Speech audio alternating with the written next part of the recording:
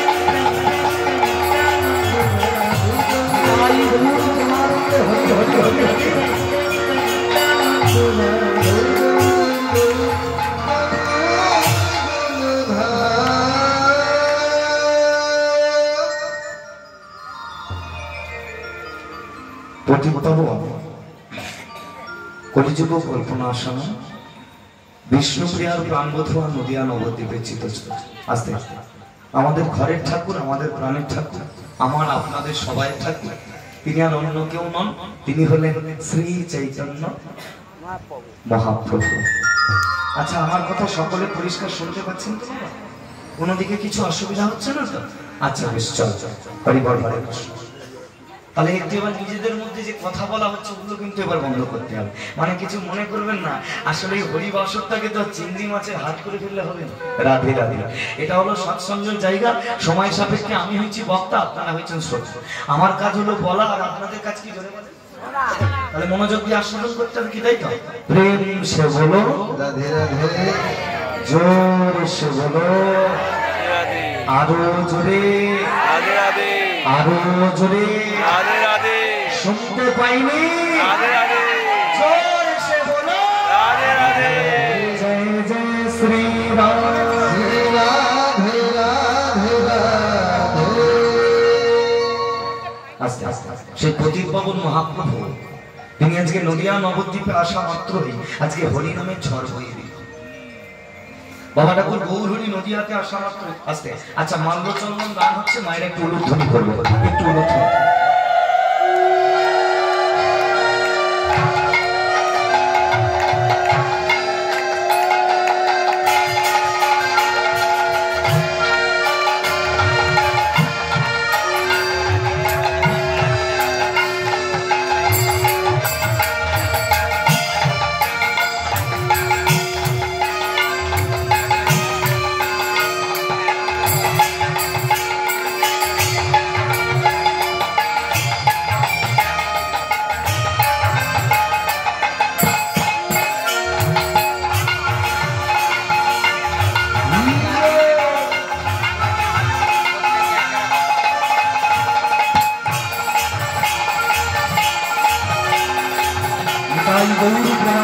हरि हरि हरि हरि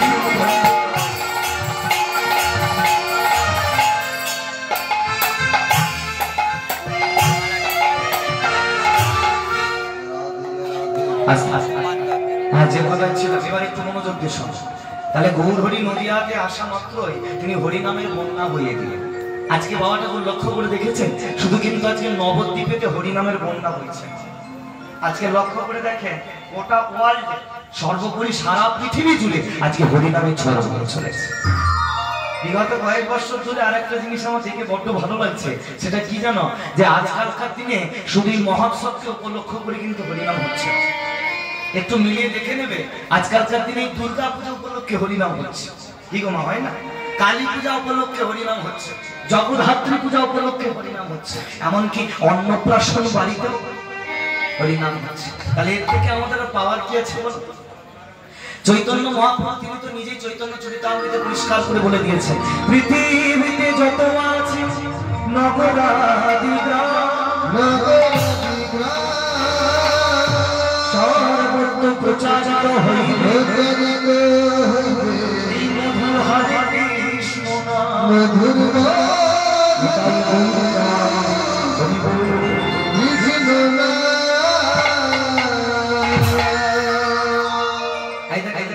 আসা মাত্রই তিনি কিন্তু পরিষ্কার করে আমাদের মতো জীবদের বলে দিল যে শোনো, পৃথিবীতে যত আছে নগর আদি গ্রাম সব জায়গায় তোমরা দিকে দিকে প্রচার করো এই মধুর হরে কৃষ্ণ নাম। বাবা ঠাকুর এবারে একটু আমার দিকে তাকাবে, এইখানে একটা ছোট্ট করে পয়েন্ট করলাম। আচ্ছা, এত কিছু করে থাকতে গৌরহরি হরিনামটাকে কেন চারিদিকে প্রচার করতে, এটা আমাদের জানা লাগবে, তাই না? মনে রাখবেন, মাথায় রাখবেন, এই কারণে হরিনামটা চারিদিকে প্রচার করতে বললো, কারণ আমরা হলাম হিন্দু, আমরা হলাম সনাতনী, আমরা হলাম বাঙালি। আমাদের একমাত্র ধর্ম, একমাত্র কর্ম, একমাত্র কাজই হলো এই হরিনামটাকে চারিদিকে সুন্দর করে প্রচার। আজকে শুধু এই পাড়ার এই স্থানেতে নয়, বিগত কয়েক বছরের মধ্যে আমি দেখতে চাই এই পাড়ার প্রত্যেকটা গলিতে গলিতে, প্রত্যেকটা বাড়িতে বাড়িতে, প্রত্যেকটা জায়গায় জায়গায় যেন এইভাবে হরিনাম সংকীর্তনটা সুন্দর করে প্রচার করে। আর এই হরিনামটাকে যদি না ঠিকঠাক ভাবে আমরা প্রচার করতে পারি না, আমাদের অবস্থাটা কেমন হবে জানো? ওই যে আমাদের পাশের দেশ বাংলাদেশ, ওই বাংলাদেশের মতো আমাদের অবস্থা হবে। বাবা ঠাকুর, যারা টিভির মধ্যে খবর দেখছো, যারা মোবাইলের মধ্যে খবর দেখছো, তারা ভালো করে খবরটা জেনে গেছো, তাকিয়ে দেখো তো এবার বাংলাদেশের দিকে, যে বাংলাদেশে আজকে হিন্দুরা কত কষ্টে আছে, যে বাংলাদেশে আজকে সনাতনীরা কত যন্ত্রণায় আছে, যে বাংলাদেশে আজকে প্রায় হরিনামটা দিকে দিকে বন্ধ হয়ে, সেই বাংলাদেশের যিনি মহারাজ, নামটা কি জানো? চিন্ময় প্রভু, তাই তো? নাম শুনেছেন তো? সেই চিন্ময় প্রভু হরিনাম প্রচার করতে বেরিয়েছিল বলে তাকে পর্যন্ত জেলে আটকে রাখা হবে। বুঝতে পারছেন আজকে সমাজে হিন্দুদের উপর কেমন অত্যাচার হচ্ছে? তবে মনে রাখবে, মাথায় রাখবে, সনাতন ধর্মের সাধুরা আজও সঠিক আছে, ওই জন্য সনাতন ধর্মটা আজও টিকে আছে। যদি বলো কেন? ওই মহারাজকে জেলের মধ্যে বন্দি করে রেখে দেওয়া হয়েছে। জেলেতে যখন তাকে খাবার দিতে যাওয়া হয়েছে না, সে বলছে আমি তো সব খাবার খাবো না। বলে তুমি কি খাবে? বলে আমি তো খাবার খাই না, আমি প্রসাদ পাই। জেলের মধ্যেই তাকে প্রসাদ চন্দন করে দেওয়া হয়েছে। 3 টাইম হাতে তরকারি দিয়ে জেলেতেই হরিনাম করছে। জানেন, তার সঙ্গে যে আসামিগুলো আছে তারাও হাতে তালি দিয়ে 3 বেলা হরিনাম করছে। আজকে বাবা ওই কারাগারটাকে, ওই জেলখানাটাকে মধুর বৃন্দাবন বানিয়ে তৈরি করেছে। তাহলে চিন্তা করে দেখেছো, একটা হিন্দু গোটা বাংলাদেশকে সরিয়ে দিয়েছে। তাহলে সকল হিন্দু যদি আমরা এক হই, তাহলে আমাদের সনাতন ধর্মটা কি শক্ত হবে না? মাথায় রাখবেন, আজকে এতদিন ওপার বাংলায় এই দশা হয়েছে বলে এতদিন আমরা এপার বাংলায় হাত গুটিয়ে বসে বসে টিভিতে দেখছিলাম। চিন্তা করো না, আমাদের এপার বাংলা তো এই দিন এসে গেছে। দিকে দিকে সাধুরা অত্যাচারিত হচ্ছে, দিকে দিকে হিন্দুরা কষ্টে অত্যাচারিত হচ্ছে। এই তো কিছুদিন আগেকার ঘটনা, আপনাদের পাশে মেদিনীপুর জেলা, জায়গাটার নাম হলো কেশপুর। অনেকে ঘটনাটা শুনেছেন খবরের মধ্যে। একজন পাঠক ঠাকুর, নাম হচ্ছে হিরণময় প্রভু। সেই হিরণময় প্রভু ভাগবত পাঠ সেরে রাত্রি তখন 11টা থেকে 12টা বাজে, জানেন, রাস্তায় একটু হাঁটাহাঁটি করছে। হঠাৎ করে কিছু দুষ্কৃতীর দল এসে ওই পাঠক ঠাকুরের গলায় দড়ি দিয়ে টেনে দিয়েছে। এমনকি তার মাথায় ছিল জটা, জটাটাকে কাঁচি দিয়ে কেটে দিয়েছে। তার সর্বাঙ্গে অস্ত্রের দ্বারা ক্ষত বিক্ষত করেছে। বুঝতে পারছেন সাধুদের উপর কেমন অত্যাচার হয়েছে? মনে রাখবেন, মাথায় রাখবেন, আজকে দিকে দিকে হিন্দুরা শেষ হয়ে যাচ্ছে। তাকিয়ে দেখো তো মুর্শিদাবাদ জেলার দিকে, তাকিয়ে দেখো আজকে মালদা জেলার দিকে। এই তো খবর নিউজ চ্যানেল চালালি দেখা যাচ্ছে কাশ্মীরের ঘটনা। যে কাশ্মীরেতে জিজ্ঞেস করেছে, কোনো পার্টির কথা জিজ্ঞেস করেনি, কোনো নাম জিজ্ঞেস করেনি, শুধু জানতে চেয়েছে তোমার টাইটেলটা কি আর তুমি হিন্দু কিনা। যেই বলেছে আমি হিন্দু, গুলিতে ঝাঁঝরা করে। একটা মেয়ে সবে মাত্র বিবাহ করে তার স্বামীকে নিয়ে বেড়াতে গেছিল, সেই যাওয়াই তার শেষ যাওয়া হয়েছে। স্বামীর লাশটাকে নিয়ে বাড়িতে ফিরতে হয়েছে। বুঝতে পেরেছ আজকে হিন্দুদের উপর কি দশা? মনে রাখবেন, মাথায় রাখবেন, অপরাধ নেবেন না বাবা কথাগুলো। আজকের এই যে আমাদের এই দুর্দশা, এর জন্য দায়ী কারা বলো তো? তোমরা, আমরা। আমাদের মধ্যে বাবা ঠাকুর সবকিছু আছে, একটা জিনিসের বড্ড অভাব, সেটা হলো একতা। একতা বলে আমাদের কিছু নেই। এই যে আমরা হিন্দুরা না, আমরা হিন্দুরা হলাম হিন্দু সব থেকে বড় সত্য। একতা আমাদের মধ্যে নেই, একতা যদি থাকতো। এই তো কিছুদিন আগেকার ঘটনা মনে পড়ছে আপনাদের এই হাওড়া জেলা, জায়গাটার নাম হলো 58 গেট শান্তিপুর। মনে পড়ছে দুর্গাপূজার ঘটনাটার কথা? হ্যাঁ, প্যান্ডেলের ভেতরে প্রবেশ করে দুষ্কৃতীরা প্রতিমাকে ভেঙে গুড়িয়ে চুরমার করে, এমনকি প্রতিমার মুন্ডুটাকে নিয়ে ফুটবল পর্যন্ত খেলেছিল। প্রতিবাদ করতে গেছিলেন সেদিনকে আপনার আছে প্রতিবাদ, আমি সেদিন করতে গেছিলাম, আমরা কেউ যাইনি। কেন বলো তো? ওই যে বললাম আমাদের মধ্যে একতার বড় বড়। আজকে আমার এই মন্দিরটাকে কেউ এসে ভেঙে গুড়িয়ে দিচ্ছে, সেটা নিয়ে যদি আমি এক্ষুনি প্রতিবাদ করতে যাই না, দেখবে করতে গিয়ে আমার মা এসে বলবে, বাবা বাইরের ঝামেলায় তুই থাকিস না, ঘরের ছেলে ঘরে থাকে। বলুন ঠিক বলছি না? বলুন। এই হলাম আমরা হিন্দু। আজকে আমার ধর্মের নামে কেউ অপমান করছে, সেটা নিয়ে যদি আমি প্রতিবাদ করতে যাই না, দেখবে করতে গিয়ে আমার বাবা এসে বলবে, হ্যাঁ রে খোকা, বাইরের ঝামেলা ঘরে আনা ছাড়া তোর কি আর কোনো কাজ নেই? কি বাবা ঠিক বলছি না? এই হলাম আমরা হিন্দু, এই হলাম আমরা সনাতন। মনে রাখবেন, মাথায় রাখবেন, এখনো নাকে সর্ষের তেল দিয়ে ঘুমালে হবে না। দিন আগত দিন খুব খারাপ আসছে। আগত 5 বছরের মধ্যে এমন দিন আসবে, হিন্দুদের ঘরেতে ঢুকে ঢুকে হিন্দুদের মা বোনেদের উপর অত্যাচার করবে। সেই দিন আমরা চুপচাপ দাঁড়িয়ে দেখবো, কিছু করার থাকে। এখনো বলছি, এক হও, শক্ত হও। যেমন এক হাতে পড়বে শাস্ত্র, তেমনি এক হাতে ধরো অস্ত্র, তবেই সনাতন তুমি রক্ষা পাও। আজকে চিন্তা করে দেখো তো, আজকে মুর্শিদাবাদ জেলার মানুষগুলো, মালদা জেলার মানুষগুলো, ওই মালদার হিন্দুরা রাতের অন্ধকারে আজকে দুষ্কৃতীদের ভয়ে নৌকায় চেপে নদীর এপার থেকে ওপারে পালিয়ে গেছে। বুঝতে পারছেন? একটা কথা একবার ভেবে দেখুন তো, আজকে মালদা জেলার হিন্দুরা দুষ্কৃতীদের ভয়ে পালিয়ে গেছে, না জানি কি গ্যারান্টি আছে কালকে হাওড়া জেলার মানুষরা দুষ্কৃতীদের ভয়ে এইভাবে হাওড়া জেলা ছেড়ে পালাবে। মনে রাখবেন, মাথায় রাখবেন, সব সময়ের জন্য শক্ত হবেন, ভয় পাবেন না। আপনি হলেন সনাতন ধর্মের মানুষ। এই সনাতন ধর্ম কাউকে মারতে শিক্ষা দেয়নি, এই সনাতন ধর্ম কারোর ক্ষতি করতে শিক্ষা দেয়নি। এই সনাতন ধর্ম শিখিয়েছে গোল আর আলিঙ্গন করে মানুষ মানুষের সাথে থাকা, মানুষ মানুষের পাশে থাকা। সব সময়ের জন্য একটা কথা মনে রাখতে হবে, বাবা তুমি যার খাবে ভাই, তোমায় তারই গুণ গাইতে হবে, অপরের গুণ গাইতে হবে। আমরা যারা এখানে এসেছি প্রত্যেকে আমরা ভারত মায়ের সন্তান, কি গোটাই তো? প্রত্যেকে আমরা ভারত মায়ের ছেলে, ভারত মায়ের মেয়ে। তাহলে ভারতের খাবে পড়বে, ভারতেরই গুণ গাইতে হবে। কিন্তু এক একজন এমন বেঈমান আছে, বলছে তুমি ভারতের খাচ্ছে, ভারতের করছে, ভারতের বুকে দাঁড়িয়ে কোটি কোটি টাকা ইনকাম করছে, আর পাকিস্তান ক্রিকেট খেলায় জিতে গেলে রাস্তায় বেরিয়ে কম পাঠাচ্ছে। এসবগুলো চলবে না বাবা। যার খাবে তোমাকে তারই গুণ গাইতে হবে। তাই চলো আজকে যদি আমরা এখানে প্রত্যেকে সনাতনী হই, প্রত্যেকে যদি হিন্দু হই, সবাই মিলে একবার একসঙ্গে বলবো, নিতাই গৌর প্রেমানন্দে হরি হরি হরি। ভক্তমন্ডলী, ভক্তিমতী মা বাবারা, সেই চৈতন্য মহাপ্রভু তিনি আজকে হরিনাম প্রচার করতে বেরোলো নদিয়া নবদ্বীপ মাঝে। গৌরহরি নবদ্বীপেতে আসা মাত্রই জগৎকে একটা বার্তা পৌঁছে দিল যে হরি নামের মধ্যে কি অমূল্য রতন আছে। মায়েরাই কীর্তন এমন একটা সাবজেক্ট না, এই কীর্তনে যে একবার প্রকৃত ডুবে যায়, তার কাছে কিসের ছেলে, কিসের মেয়ে, কিসের পরিবার, সবকিছু যেন তুচ্ছ মনে হয়, কেবল হরি নামটাই সারা। এই হরি নামের মধ্যে কি অমূল্য রতন আছে, এটা প্রমাণ পেতে গেলে তোমাদেরকে এক্ষুনি একটা ছোট্ট ঘটনা শুনতে হবে। এটি একটি বাস্তব ঘটনা, নবদ্বীপেরই একটি ঘটনা। ঘটনাটি শুনলে আজকে তোমরা প্রমাণ পেয়ে যাবে যে হরি নামের মধ্যে কি অমূল্য রতন লুকিয়ে আছে। চলো দেখে নি আমরা ঘটনাটা একটু শুনি। মহাপ্রভু আমার ওই নদিয়ায় থাকাকালীন প্রত্যেকদিন সন্ধ্যাবেলা করে একজনের বাড়িতে গিয়ে কপাট বন্ধ করে হরিনাম করতেন। আচ্ছা, গৌর হরি কার বাড়িতে কপাট বন্ধ করে কীর্তন করতেন কে বলতে পারে? সেই বাস ঠাকুরের বাড়িতে। আনন্দ আনন্দ মহানন্দ। প্রত্যেক দিনের মতো আজকেও গৌর হরি গেছে শিবাস ঠাকুরের বাড়িতে কপাট বন্ধ করে হরিনাম করছে। শিবাস ঠাকুরটা একদম গৌর হরিকে কাছে পেয়ে পা দুটো জড়িয়ে ধরে হরিনামের খেলায় মেতে উঠেছে। কত ভক্তবৃন্দরা সঙ্গে গেছে, এত সুন্দর করে হরিনামটা আজকে মেতে উঠেছে না, জানা মনে হচ্ছে ওখানে বৃন্দাবন তৈরি হয়ে গেছে। খুব সুন্দরভাবে হরিনামটা হচ্ছে। এমন সময় হরিনামটা যখন দীর্ঘ থেকে দীর্ঘতর হয়, হঠাৎ করে শিবাস ঠাকুরের এই দরজার বাইরে থেকে একটা শব্দ ভেসে আসছে, স্বামী। যাও স্বামী, সর্বনাশ হয়ে গেছে, সর্বনাশ। যখনই চিৎকারটা শুনতে পেয়েছে সুভাষ ঠাকুর থমকে গেছে।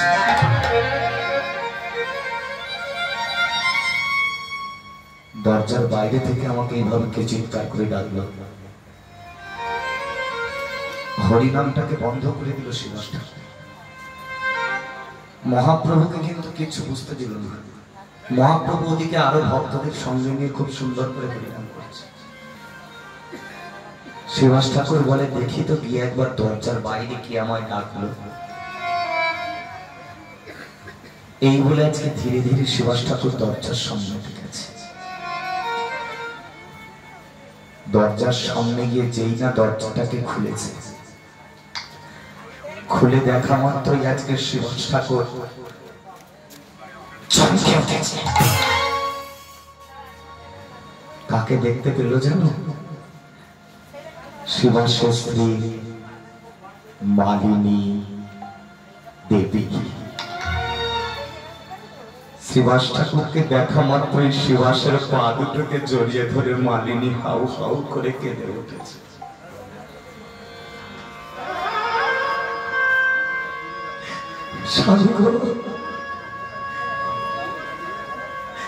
সবকিছু শেষ হয়ে গেল স্বামী, সবকিছু শেষ হয়ে গেল।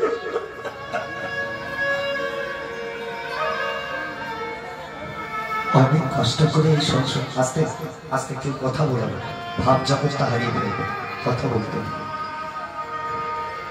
অনেক কষ্ট করে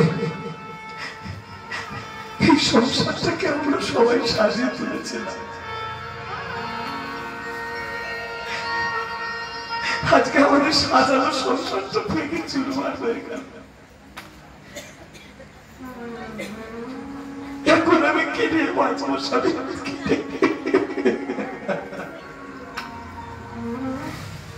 কি ব্যাপার হলো মালিনী? তুমি আমার পা দুটোকে জড়িয়ে ধরে এইভাবে কান্নাকাটি করছো, কি হয়েছে তোমার? স্বামী, এই কষ্টের কথা আমি তোমাকে কি করে বলবো স্বামী? আমাদের একমাত্র মা বলা ধন, আমাদের একমাত্র নয়নের মণি, আমাদের এই ছেলেটা মারা গেছে স্বামী।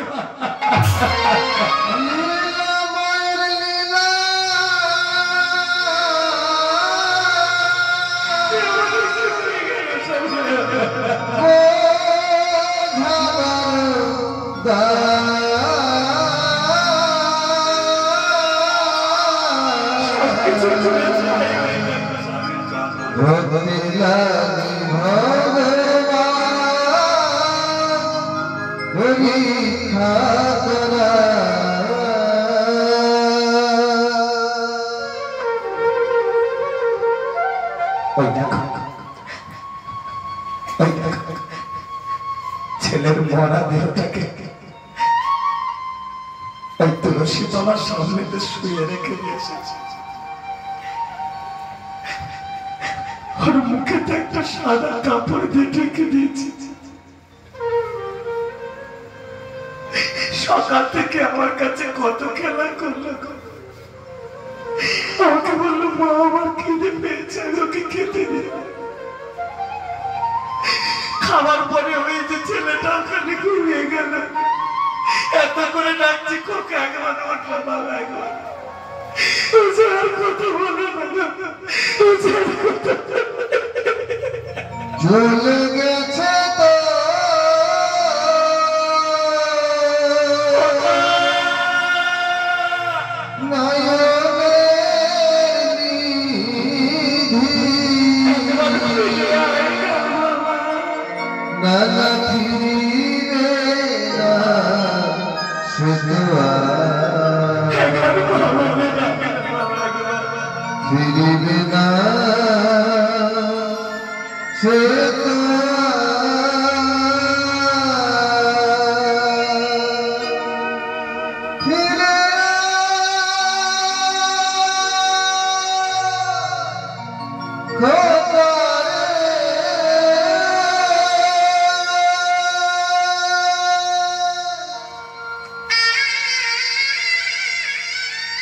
ভক্তমন্ডলী, ভক্তিমতী মা বাবা, প্রকৃত যারা হরিনামকে ভালোবাসে, প্রকৃত যারা হরিনামের ভক্ত হয়, তাদের জীবন কাহিনীটা কেমন হয়? শিবাস ঠাকুর আজকে নিজে এসে দেখতে পাচ্ছে তার একটা মাত্র স্বাদের নাদের জলজান্ত ছেলে, চোখের সামনে তরতাজা ছেলেটা মরে পড়ে আছে। ছেলের মরা মুখটাকে দেখে শিবাস ঠাকুর এতটুকু কষ্ট পেল না, শিবাস ঠাকুর একটু চোখের জল ফেলল না। মরা ছেলেটার মুখটা দেখতে দেখতে মালিনীকে বলছে, মালিনী, ছেলেটা মরে গেছে বলে ওই জন্য তুমি এত কাঁদছো? কেঁদো না, কেঁদো না মালিনী, কার জন্য তুমি এত কাঁদছো? বলি যার ছেলে সেই তোকে তার কাছে তুলে নিয়েছে, তুমি এত কাঁদা। যখন এই কথাটা বলেছে না, সঙ্গে সঙ্গে মালিনী দেবী চিৎকার করে বলে উঠলো, চুপ করো শাশু, ছেলেটা শুধু আমার ছেলে, এ আর কারণ নয়, শুধু আমার। দাঁড়াও মালিনী, দাঁড়াও, তোমার কোথাও একটা গন্ডগোল হচ্ছে। কি বললে? ছেলেটা তোমার ছেলে? আচ্ছা বেশ, আমি মেনে নিলাম। আচ্ছা মালিনী, ছেলেটা যদি তোমার হয়, তাহলে এখন আমার একটা প্রশ্নের তোমায় উত্তর দিতে হবে। আচ্ছা বলো তো মালিনী, এই ছেলেটা যদি তোমারই হবে, এ পুত্র যদি তোমারই হবে, এ সন্তান যদি তোমারই হবে, তবে বলো তো মালিনী, তুমি সাংঘাতিক প্রশ্ন করলো কিন্তু। বলছে মালিনী, ছেলেটা যদি তোমারই হবে, তাহলে তুমি কার? আপন আপন করি যারে আপন সে তো নয়, দিন ফুরাবে দেখা যাবে ঘরের আপন জন পর হয়। বাবা ঠাকুর, এই সংসারে তোমার আপন বলতে কেউ নেই, তুমি এসেছো একা, যেতে হবে একা। যে সংসারের জন্য তুমি এত করে মরছে, তো স্বার্থের সংসার, যতদিনে সংসারকে তুমি দিতে পারবে ততদিনে সংসার তোমাকে ভালোবাসে। যেদিন দেওয়া ফুরিয়ে যাবে, তোমাকে একবার ডেকেও জিজ্ঞেস করবে না, বাবা তুমি কেমন আছো, মা তুমি কেমন আছো।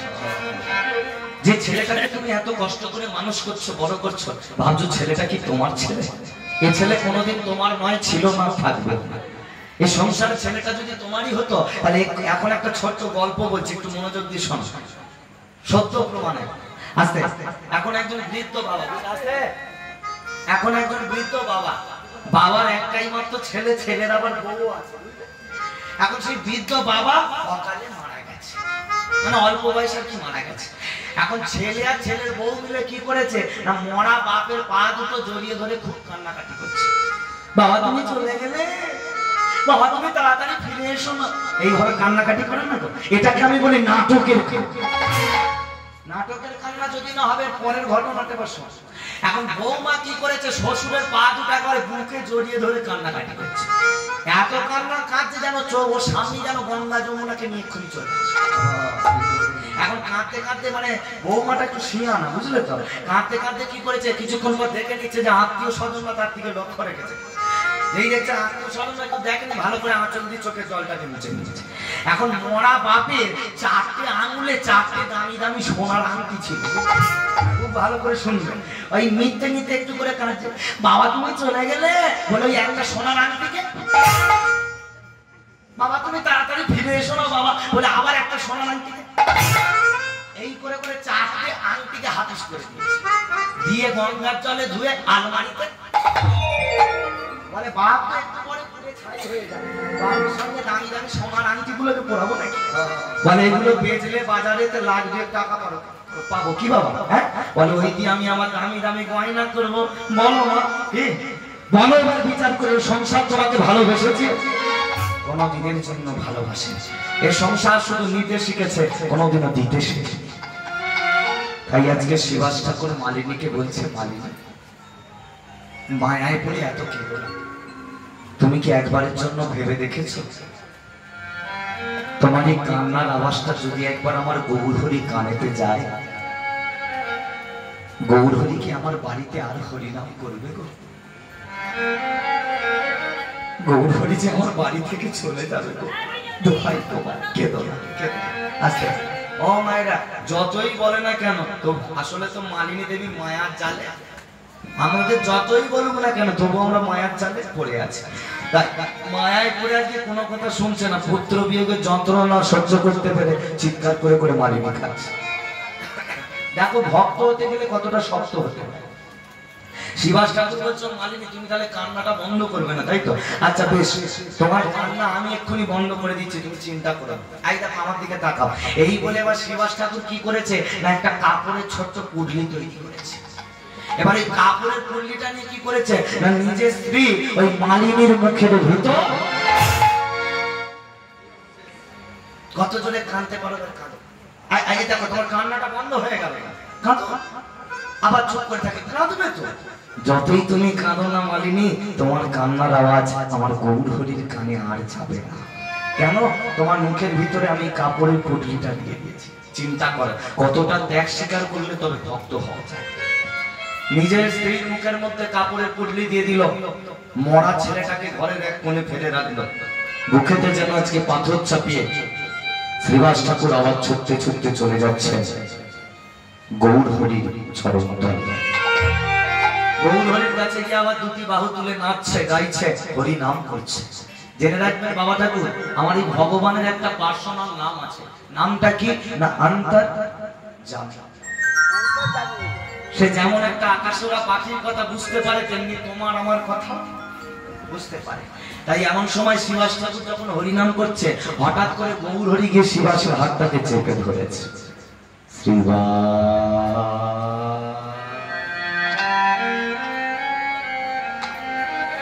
তোমার বদনটা এমন বিষণ্ণ দেখাচ্ছে কেন শিবাস? না না না না ঠাকুর, আমার তো কিছু হয়নি, এই তো আমি হরিনাম করছি। মিথ্যে বললে তুমি আমাকে। তুমি কি ভেবেছো শিবাস ঠাকুর আমি কি কিছু জানতে পারি? তুমি আমাকে এতটা ভালোবাসো, তোমার এত ভক্তি। ওদিকে তোমার ছেলেটা মুখে পড়ে আছে, মরা ছেলের মুখটাকে পর্যন্ত একবার ভালো করে দেখলে না। আমি যাতে না তোমার বাড়ি ছেড়ে চলে যাই, হরিনামটা যাতে না বন্ধ হয়, হরিনামটাকে ঠিক রাখার জন্য, আমাকে ধরে রাখার জন্য ঘরে মরা ছেলেটাকে ফেলে রেখে তুমি আমার কাছে এসে হরিনাম করছো।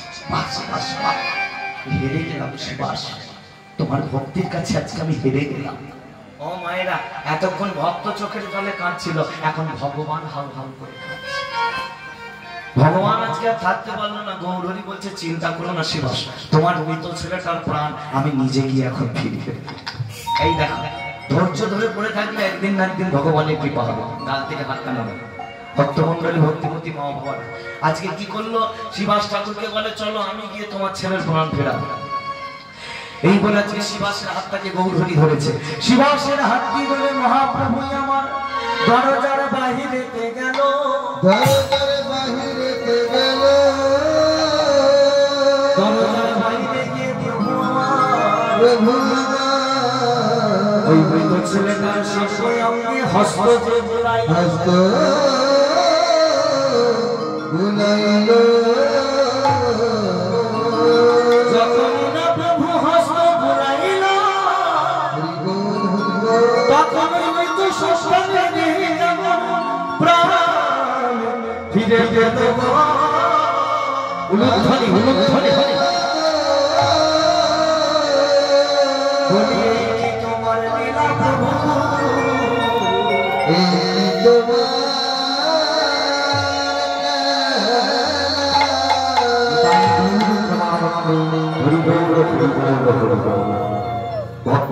ভক্তিমতী মা বাবা আসতে। তাহলে এতক্ষণ এই ঘটনাটা শুনে তোমরা কি শিক্ষা পেলে যে ভগবানকে শুধু ডাকলে হবে না বাবা, ধৈর্য ধরে তাকে ডাকতে হবে। আজকে তোমার বাড়িতে বিপদ হয়েছে বলে তুমি সোজা গিয়ে মন্দিরের চাবি তালা মেরে পালিয়ে, আর জীবনে মন্দিরের চাবি খুলবে। মনে রাখবে, মাথায় রাখবে, বলছে দিয়ে ধন দেখে মন, কেড়ে নিতে কতক্ষণ। কর্ম তুমি ঠিক করে যাও ভাই, ফলের আশা করো না, ফল দেবে আমার ভগবান। হ্যাঁ, কর্ম যদি তোমার ভালো হয় ভাগ্য তোমার হবে দাসী, হৃদয় যদি তোমার পবিত্র হয় তুমি ঘরেই বসে দেখতে পাবে মথুরা গয়া কাশী। হৃদয় কর্মটাকে ঠিক করে দিতে হবে। তাই কি হলো, আজকে শিবাস ঠাকুরের মৃত ছেলেটার প্রাণ ফিরিয়ে দিল গৌর হরি। এবার শিবাস ঠাকুর আর মালিনী দেবী গৌরের পা দুটো জড়িয়ে ধরে বলছে সত্যি তুমি ভক্তের ভগবান, সত্যি তুমি কাঙালের ঠাকুর। আনন্দ আনন্দ মহানন্দ। প্রত্যেক দিনের মতো আজকে গৌর হরি শিবাস ঠাকুরের বাড়িতে আবার এসেছে। আজকেও হরিনামের আসর বসেছে। হ্যাঁ, খুব সুন্দর হরিনাম হচ্ছে। আর গৌরের এই ভাবটা দেখে বৈষ্ণব মহাজন আজকে কলম দিচ্ছেন গৌর চন্ডিকার মধ্যে। আজ আমার গৌর হরির ভাব। চলো মায়েরা, আমরা ছোট্ট করে একটু গৌর চন্ডিকাটা আস্বাদন করি, নইলে কীর্তন গানের বাবা অপরাধ হয়ে যাবে। চলো আজ শিবা স্বয়ং বিনার মাঝে নাচে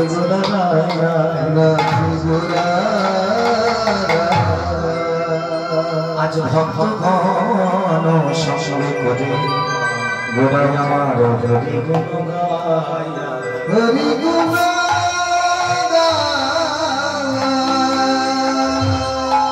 ভক্তমন্ডলী ভক্তিমতী মা বাবারা মাধুর্য মণ্ডিত শিবা সম্ভব গৌর হরি আজকে তার প্রবের ভাবটি স্মরণ করবে। বৈষ্ণব মহাজন কলম দিয়ে বলছে দেখো দেখো দেখো কি সুন্দর গৌর হরির ভাব। আহা নাচে গৌর শ্রী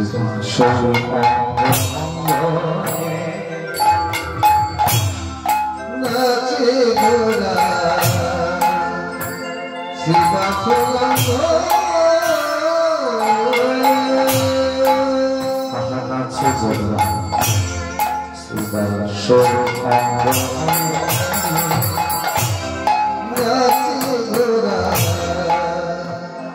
নাচে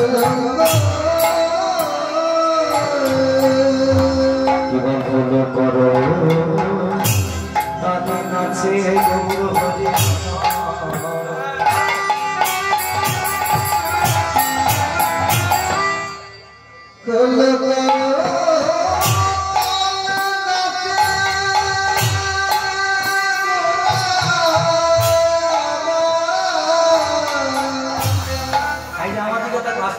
আজকে আমি যেমন খোল করা তালে তালে তালে নৃত্য করছি, আমার বহু সুন্দর খোল করা তালে তালে নৃত্য করছে। আচ্ছা বহু সুন্দর কেমন করে নৃত্য করে একবার দেখাও দেখি সবাই মিলে কেমন করে। বাহ বাহ বাহ নিতাই গৌর প্রেমানন্দে হরি বল হরি বল হরি বল। উলুধ্বনি দাও উলুধ্বনি।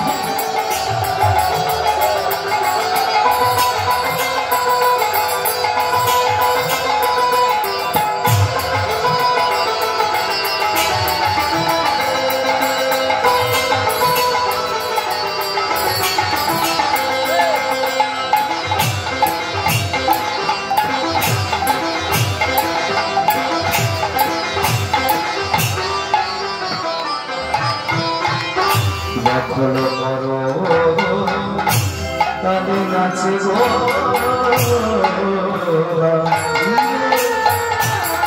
নাচে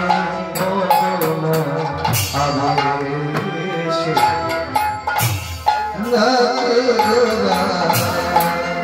শিবা স্বয়ং নাচে শিবা স্বয়ং। গৌর হরি যখন হরিনাম করতেন তিনি কি একা একা হরিনাম করতেন? করতো না তো, সঙ্গে কারা কারা থাকতো? বৈষ্ণব মহাজন আজকে আবার কলম দেন আসিয়া দ্বৈত নিত্যানন্দ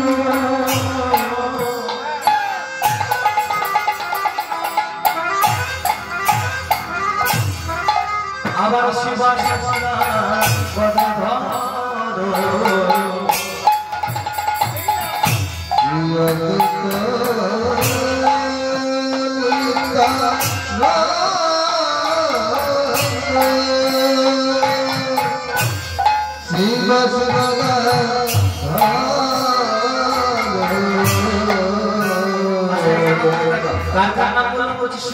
নিত্যানন্দ শিবাস।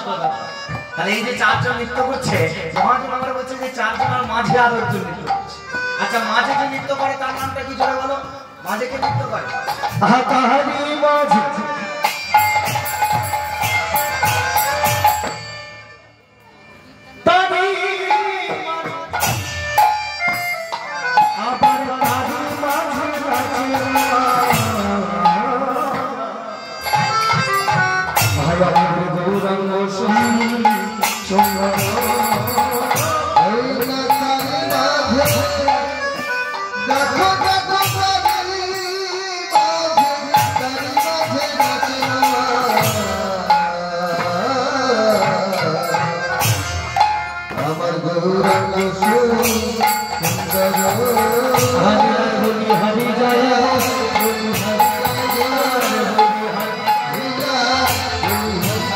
Hey,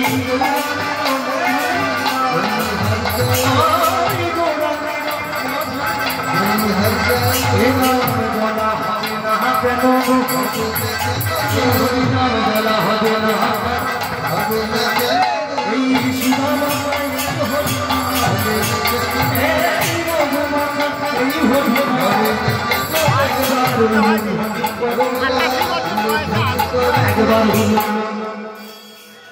আস্তে আস্তে দাঁড়া যে তুলনায় আজকে এখানে ভক্ত মায়েদের ভিড় লেগেছে সেই তুলনায় কি উলুধ্বনি জোরটা হলো বলে প্রথমে কি আর গরম হয় প্রথমে তো নরম থাকে মনে রাখবে মাথায় রাখবে যেমন কেউ যদি নিতাই গৌরের নামে আজকে এখন উলুধ্বনি দিতে পারে তার পরিবারের মঙ্গল জগতের সবার মঙ্গল তারও মঙ্গল বুঝতে পেরেছো এবার সবাই বলে একটু জোর করে উলুধ্বনি দাও একটু উলুধ্বনি বাবা এই তো বলে একবার উলুধ্বনি করো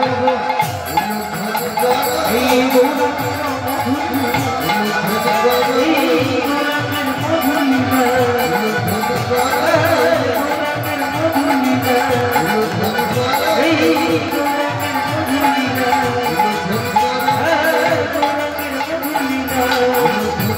একবার তুমি বাহু তোলো একবার তুমি বাহু তোলো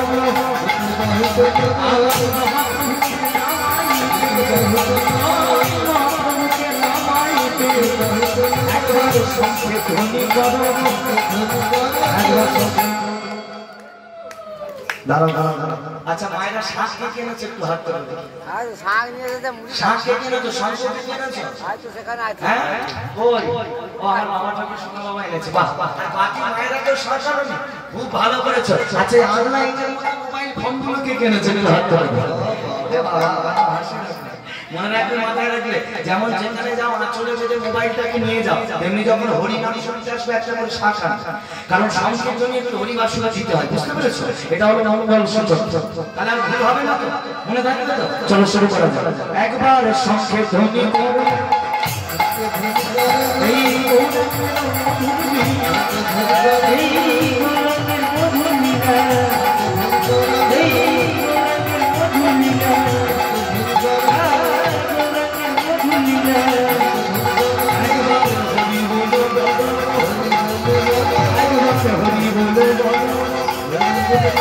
এই